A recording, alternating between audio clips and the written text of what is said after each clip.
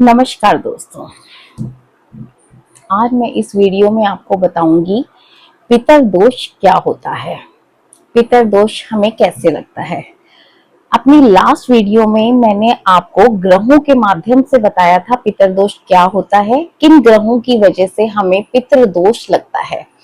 इस वीडियो में मैं आपको बताऊंगी बिना कुंडली देखे, बिना ग्रहों की नॉलेज के आप कैसे जान सकते हैं कि आपको पितृ दोष है या नहीं है।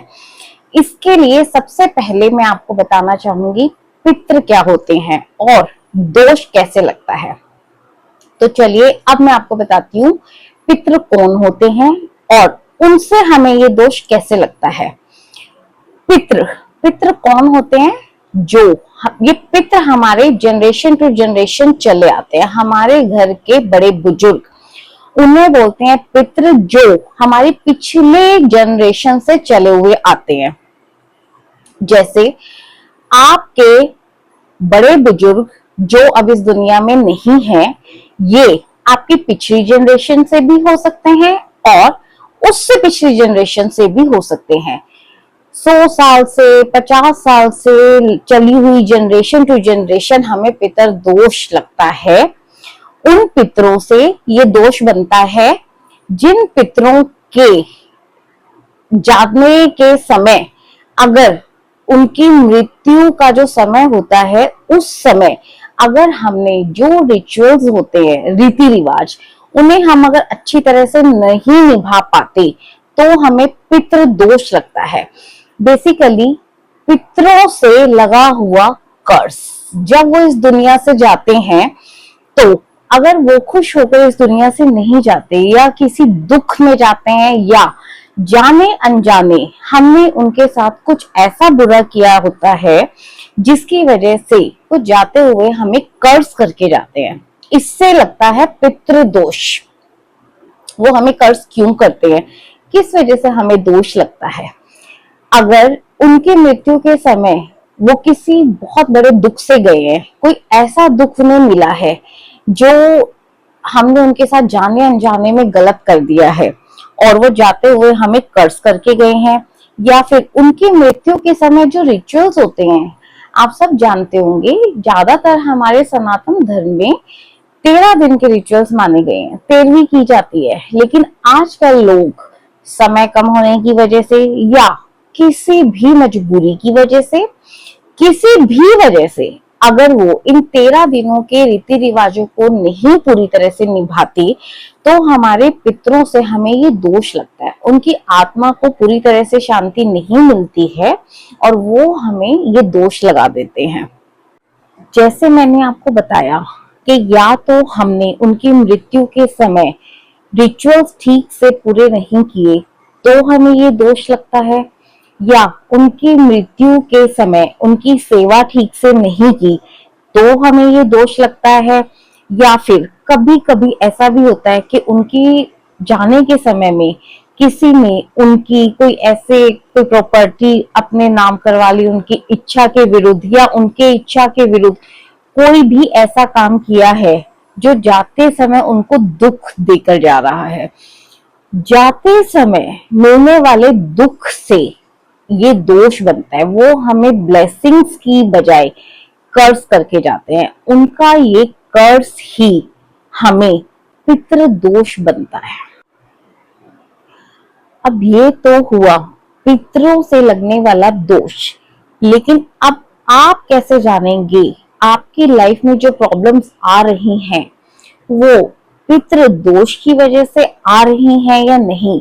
तो ऐसी कौन कौन से लक्षण होते हैं, ऐसी कौन कौन सी प्रॉब्लम्स आपको लाइफ में सफर करनी पड़ती हैं जिनसे आप ये पता लगा सकते हैं बिना ग्रहों की नॉलेज के और बिना कुंडली देखे कि ये सब पितृ दोष की वजह से हो रहा है, हमारे बुजुर्गों के जो अब इस दुनिया में नहीं है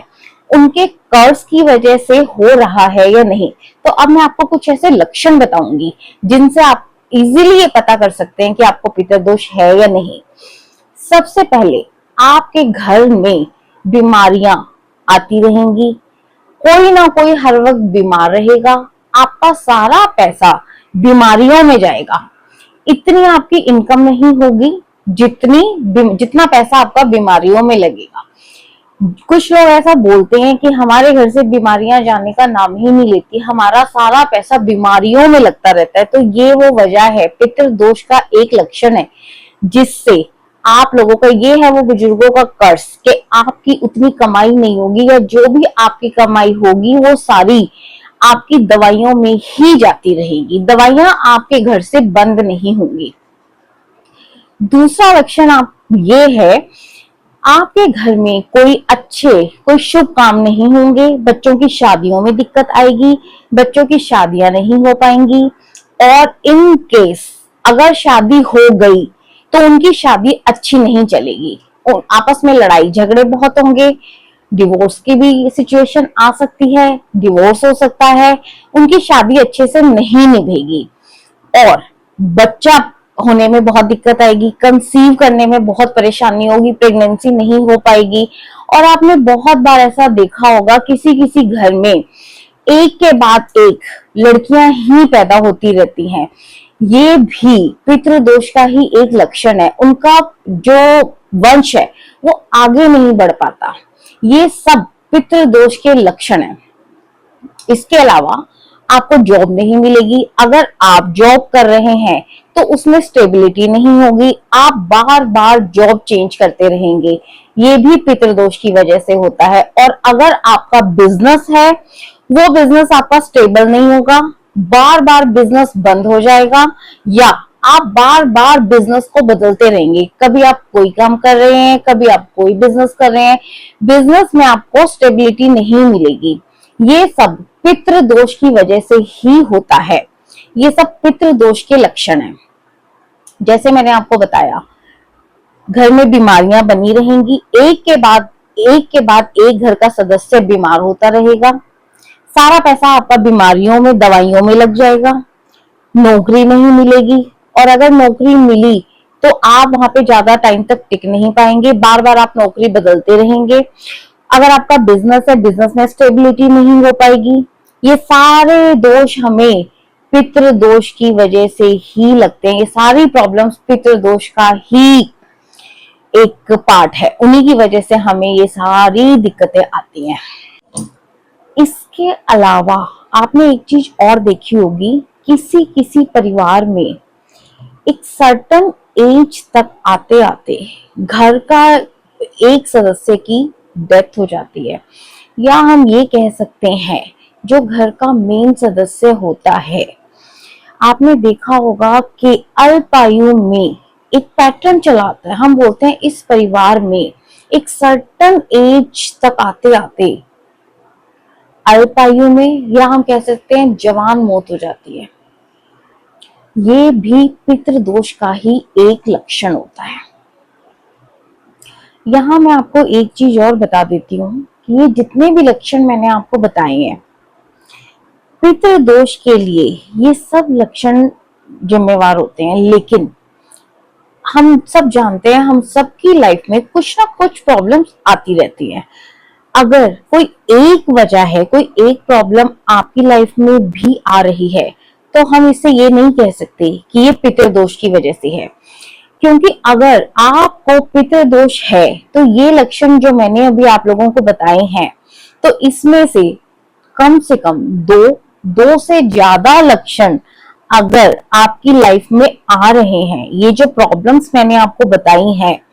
अगर 2 से ज्यादा प्रॉब्लम्स आपकी लाइफ में आ रही हैं, जैसे या तो बीमारियां घर में बनी हुई हैं और एक के बाद एक बीमार हो रहा है, हॉस्पिटल के चक्कर बंद ही नहीं हो रहे हैं, सारा पैसा दवाइयों में जा रहा है, तो पितृदोष है। या फिर आपके घर में जो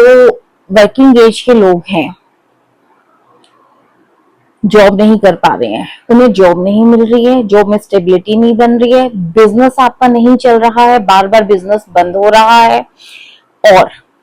कंसीव करने में प्रॉब्लम आ रही है, या एक सर्टन एज के बाद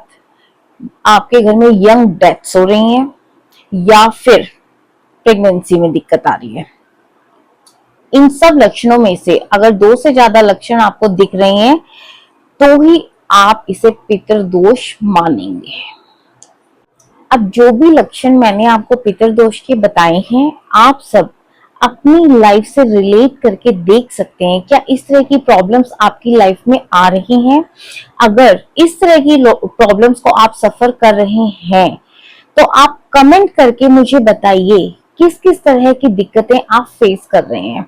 अपनी नेक्स्ट वीडियो में मैं आपको कुछ ऐसी जनरल रेमेडीज बताऊंगी जो आप सब कर सकते हैं। उन रेमेडीज को करके हम काफी हद तक पितृ दोष को कम कर सकते हैं। Thank you.